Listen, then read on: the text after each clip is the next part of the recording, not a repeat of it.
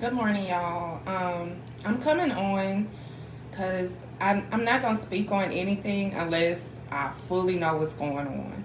And the reason why I'm coming on to speak about Yes 17 is a family member of mine actually tagged me in a post of this woman explaining to say vote no on Constitutional Amendment 7.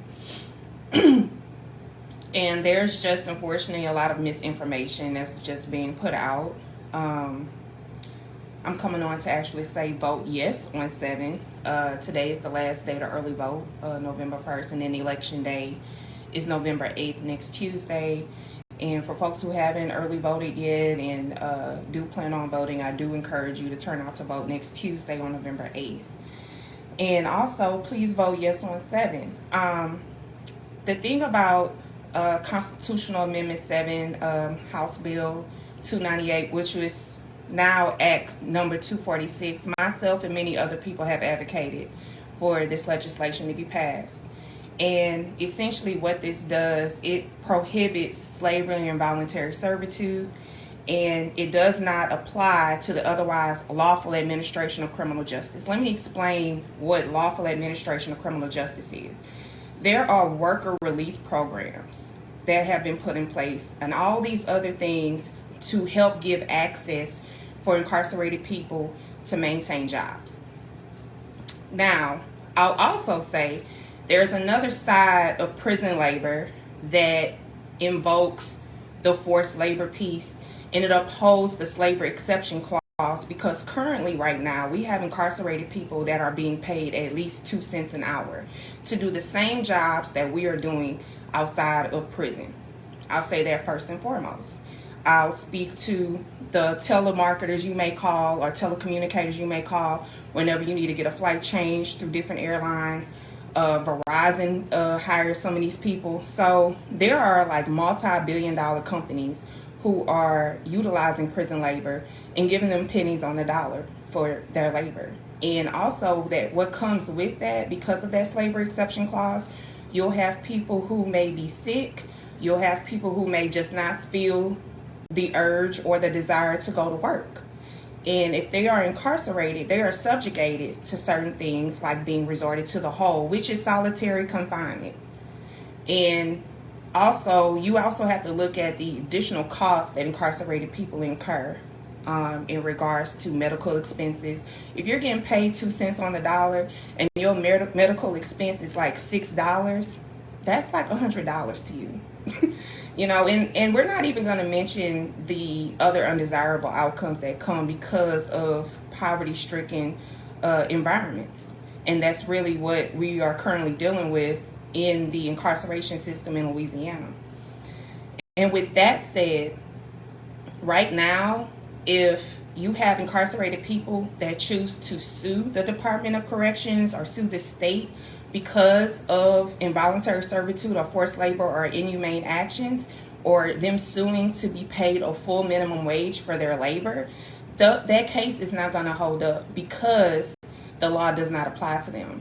They are essentially property of the state. So if you vote yes on 7, what you're doing is you're helping to give a pathway for people who are incarcerated to actually file a lawsuit against involuntary servitude and forced labor. Now, the otherwise lawful administration of criminal justice mainly relates to worker release programs. That is, worker release programs is an administration of criminal justice. It's actually a lawful administration of criminal justice. And if you want to look it up, I encourage you to do so. Let's look up all the things that come with lawful administration of criminal justice in Louisiana. I'll say that first and foremost. And also, I really have to speak to the inadequateness that came from the leadership of our legislator, Representative Edmund Jordan. I feel very bad to have to say this, but I have to. There was a chance for this man who brought this bill forward for us, which was great because we worked with him in 2021 and we worked with him again in 2022, where we were successful in passing this legislation. And the thing about it is, y'all, this legislation is so threatening to the people who want to maintain things as they are, because they called it one of the most dangerous pieces of legislation last year in 2021. I'm glad we brought it back again this year. And I hope that everybody votes yes on this, because what we're going to do now is open up a pathway for people who are incarcerated to actually file suit against the involuntary servitude and forced labor that's being pushed upon them. They actually have some legal standing now to file suit on that. And that's all what we're doing. And also, I have to speak to the national agenda that's happening across the country. I have to give a shout out to the Abolish Slavery National Network, and Mr. Max Parthis leads that group. And their effort is pretty much to nullify the 13th Amendment, which pretty much prohibits involuntary servitude except for punishment of crime. And to be in order to nullify an amendment in the United States Constitution, you need at least 2/3 of every state in this country to nullify that amendment or adjust that amendment in their own state constitutions, which is why we're telling y'all to please vote yes on 7. This isn't just about making things right in Louisiana. It's also us doing our part across this country, because there are other states that are doing this well. Tennessee has it on their ballot. Vermont has it on their ballot. Utah and Nebraska passed this last year. Matter of fact, we looked to Utah's language in their constitution to help direct us in drafting the language for this bill.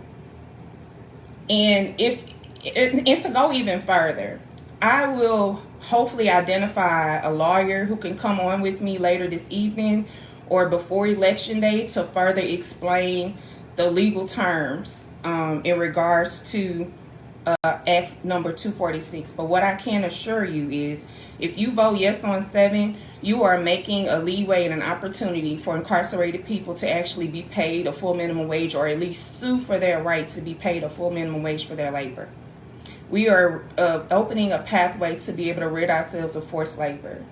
But what we are not going to do is push a law that will eliminate opportunities for incarcerated people to be able to work, which is why the law says, in the otherwise lawful administration of criminal justice, worker release programs, it protects that. Okay, and many times people who are on worker release programs actually get paid what they're due, many times. But even if that's not the case, we're opening the leeway for these people to seek legal action and get their just due. So if you vote yes on 7, you are helping us to progress. You are helping us to rid ourselves of the slavery exception clause in the state constitution. And what you're also doing is preserving opportunities and access that incarcerated people already have in regards to worker release programs. That's all what this is. That's all what it is. I really can't stand the misinformation and all these people claiming to have all this knowledge and stuff. Where were you when we were working on the freaking ground, engaging with legislators, pushing this bill to get done? Another thing, at 12 o'clock today, there's going to be Slave State documentary that's going to be airing free for people to view on YouTube. I'm going to include that link on this live as well. I encourage people to please share my live. Because again, I'm not going to come on here and just speak on something if I don't know everything fully. I am fully confident on all what I just told y'all. I'm not going to steer y'all wrong. I come from a descendant of people who are from Louisiana to the core. I would be remiss to just sit here and push legislation that's going to further us back. It's not. It's opening an opportunity to get something done. It's just that the people who don't want to see this happen, the people who don't want to deal with all of the lawsuits that are going to be coming up their way through the Department of Corrections, they're telling you to vote no. They're telling you to vote no. And I'm saying vote yes, because we need to clear the pathway for people who are incarcerated to move on and seek better opportunities for themselves and not be utilized for free labor. That's one thing that this country is obsessed with when it comes to black and brown people. They're obsessed with free labor and they're obsessed with death. And what this does, it helps to clear the pathway for people to be able to, if they need to sue for a rightful wage of them working, they can do that.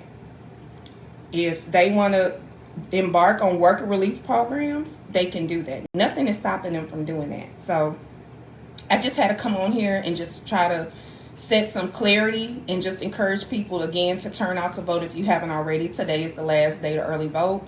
I'm going early vote today myself, and election day is on November 8th. Again, I encourage you to turn out to vote and vote yes on 7.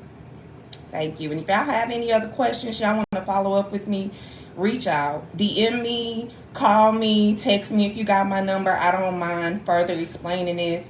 And again, if I can find somebody that is also well versed in the expertise, or just a lawyer themselves, that deals with criminal justice and deals with policy and legislation, I will do my best to try to get that done, because I want everybody to be fully informed when they go behind that curtain and cast their ballot. It is your just doing your right to be fully informed. So thank y'all, and I hope y'all have a blessed day.